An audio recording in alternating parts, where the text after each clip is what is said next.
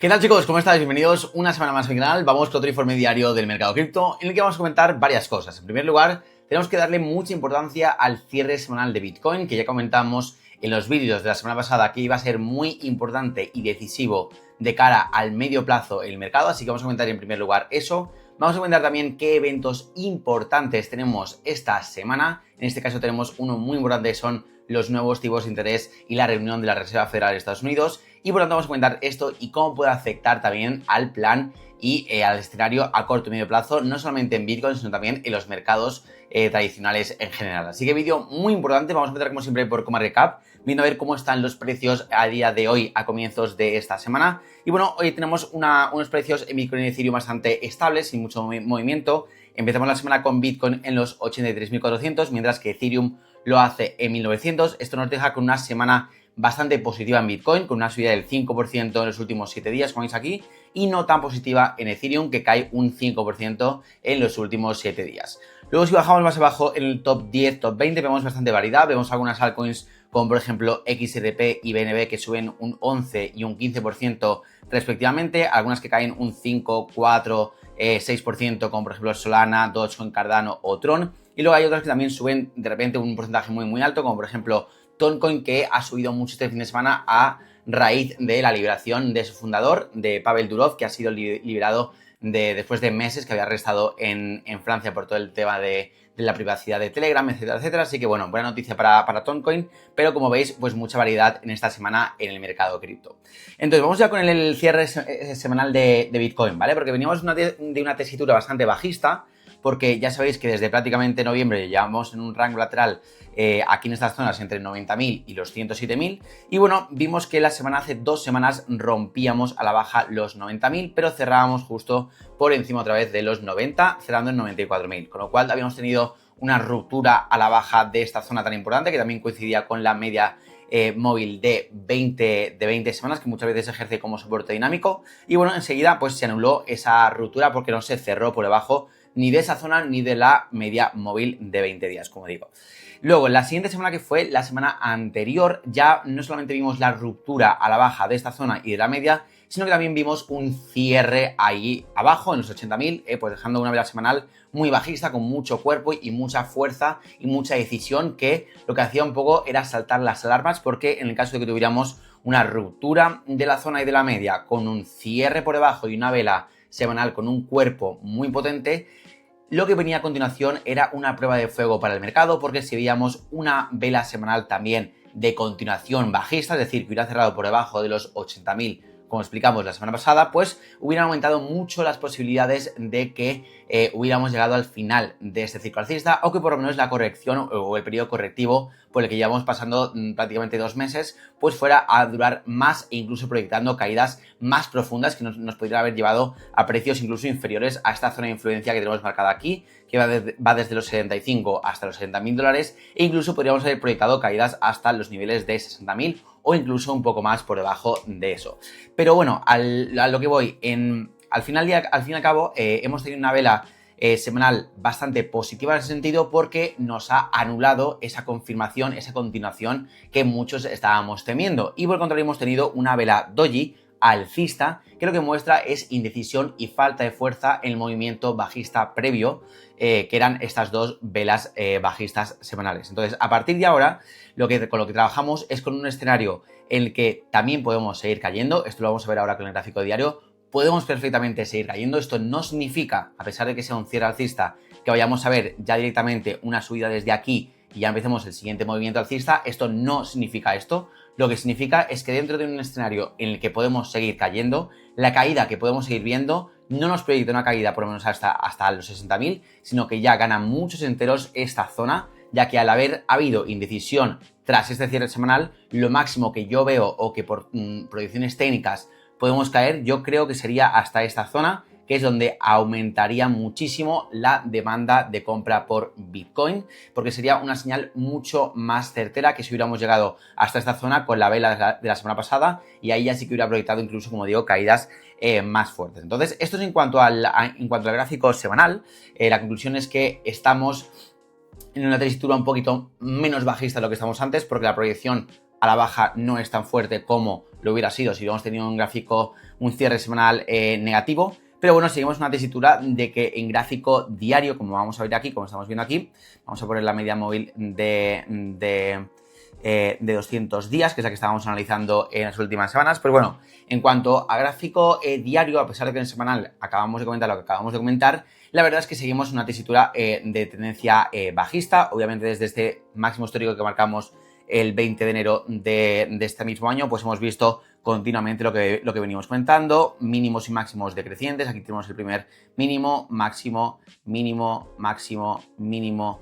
máximo, mínimo, máximo, todo mínimos y máximos decrecientes, mínimo decreciente, y aquí estamos formando un nuevo máximo creciente que, a pesar de pues, que nos ha proporcionado este cierre de semana que hemos comentado, que no es del todo malo, es incluso positivo, perfectamente esto puede ser otro pullback más dentro de esta tendencia bajista, un retesteo de la media móvil de 200 días que rompimos la semana pasada, y ir a buscar este siguiente nivel, que serían los 72.000 o 73.000 o esta zona de confluencia. No tenemos por qué adivinar exactamente el número en el que va a rebotar, y desde aquí ya coger más impulso alcista, ya que entre aquí mucha más demanda y empezar el siguiente movimiento ya más de cara al medio y largo plazo, con todo lo que tenemos en la situación macro de los tipos de interés y pues todas las políticas monetarias expansivas que se prevén que puedan empezar de cara al Q2 y el Q3 de este año. Entonces este es un escenario que es perfectamente viable, yo lo veo que tiene bastante sentido, y bueno, la verdad es que, o sea, no tiene por qué suceder esto, puede perfectamente romper de repente aquí y ya irnos arriba, romper estos dos niveles claros y ya empezar el siguiente movimiento, pero yo pienso que ahora mismo tiene más probabilidades el escenario en el que rechacemos esta zona de los 84.000, rechacemos la media móvil de 200 días y empezamos a ver una nueva caída correctiva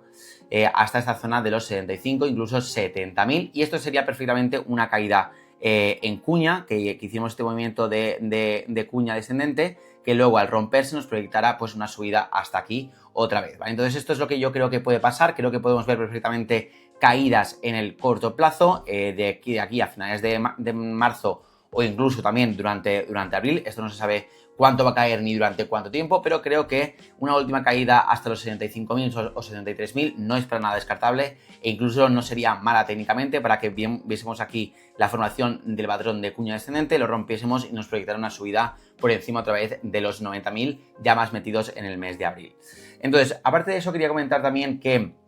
esto me cuadra porque en el gráfico, por ejemplo, de la dominancia del USDT, que ya sabéis que es inversamente proporcional a lo que hace el mercado y Bitcoin, pues vemos una clara tendencia también alcista, al igual que la vemos bajista en el Bitcoin, y hicimos una tendencia alcista muy sana. O sea, hemos salido de este rango lateral en el que estuvimos entre noviembre y febrero, lo rompimos al alza, lo retesteamos, salimos al alza con fuerza, vimos un pullback, otra vez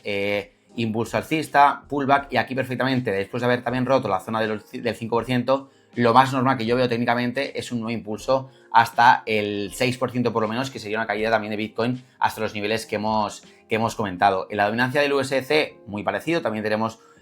impulso corrección tras una ruptura de un rango lateral, con lo cual lo normal sería ver más proyecciones al alza. Y bueno, entonces, teniendo en cuenta esa situación, creo que es lo más probable que vemos dentro de un contexto macro en el que no cambien las cosas drásticamente. Y aquí entra en juego también lo que va a pasar esta semana en Estados Unidos, que es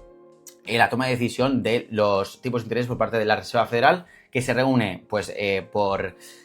primera vez en este mes de marzo. Va a ser este miércoles a las 2 de la tarde, hora española, es decir, a las 8 de la mañana, hora americana. Y bueno, vamos a tener pues lo mismo que tenemos en cada reunión, vamos a tener toma de decisión sobre los tipos de interés, que de momento pues hay un consenso claro en el que no va a caer por debajo de los 4.5%, que es a nivel al que están ahora, es decir, van a pausar las bajadas, van a seguir con los tipos en el 4.5, pero también vamos a tener pues proyecciones económicas por parte de la Fed y rueda de prensa por parte de Jerome Powell, que ahí es donde van a estar todos los ojos puestos, porque en base a lo que diga y las proyecciones que tengamos de su boca, vamos a decir, que tenga un poco la Fed, vamos a poder un poquito adivinar si la primera bajada de tipos va a ser en la reunión de mayo o si va a ser en la reunión de junio. De momento, las estimaciones son en que va a ser en junio, pero esto ya puede cambiar pues con cualquier palabra o con cualquier tono o guiño de Jerome Powell, y más teniendo en cuenta que han pasado muchas cosas desde la última vez que habló Powell, incluyendo este dato de inflación de febrero, que fue más bajo de lo esperado. Entonces, cualquier cosa puede pasar. Perfectamente puede decir que están muy contentos con la bajada de inflación y eso les da un poquito más de margen para bajar los tipos. Entonces, aumentaría las probabilidades de que los baje en mayo. Así que todo va a depender un poquito de esto, y de esto también va a depender un poco el rumbo de los índices americanos, que si bien pues la semana pasada pues veíamos caídas muy fuertes, vienen cayendo desde máximos históricos que fueron hace prácticamente pues nada, prácticamente menos de un mes. Han caído el S&P 500, por ejemplo, un 10%, que es una caída bastante importante, que le ha hecho perder este nivel de soporte que era muy importante en el S&P 500, que eran los 5.750, y además ha roto también ahí en ese nivel la media móvil de 200 días perfectamente. Aunque veamos en estos últimos 2 días este pequeño pullback al alza, esta subida, perfectamente, como digo, podemos ver una subida de aquí hasta el miércoles, que retestemos el soporte previamente perdido y la media móvil también previamente perdida, y veamos un nuevo impulso a la baja durante las próximas semanas, porque Powell dice que no los va a bajar en mayo, y esto podría pasar perfectamente. Es un escenario muy posible. Y también lo mismo pasaría en el Nasdaq, que podríamos perfectamente ver pues un pequeño pullback aquí para retestear zona previamente perdida, media móvil previamente perdida, y luego coger más impulso bajista y bajar a niveles más abajo. Y exactamente lo mismo en el Dow Jones, que si bien es el menos volátil porque es el más estable, pues también podríamos ver un retesteo de esta zona y luego ya ver más caídas hasta el siguiente nivel de soporte. Así que este es un poco el escenario con el que estoy trabajando ahora mismo en mi portafolio, con un escenario en el que a medio plazo creo que han aumentado las posibilidades de que sigamos viendo subidas en los mercados, y más aún con la bajada de tipos que va a venir, con el cambio de políticas monetarias por parte de la Fed. Entonces yo confío y estoy seguro de que no hemos terminado este ciclo alcista, pero a corto plazo estoy trabajando en un escenario bajista en el que durante las próximas semanas, y sobre todo de cara a abril, pues podamos ver alguna que otra caída más en los mercados tradicionales, en los índices americanos, y por consecuencia también en Bitcoin y el resto del mercado cripto, que pretendo aprovechar para hacer compras interesantes y baratas de cara al medio y largo plazo. Así que esto es todo por hoy, chicos. Espero que os haya gustado este análisis diario. Si ha sido así, ya sabéis, dejadme un buen like y no olvidéis suscribiros para más vídeos todos los días como este. Nos vemos mañana en el siguiente vídeo. Que tengáis una muy buena tarde y os mando un fuerte abrazo para todos.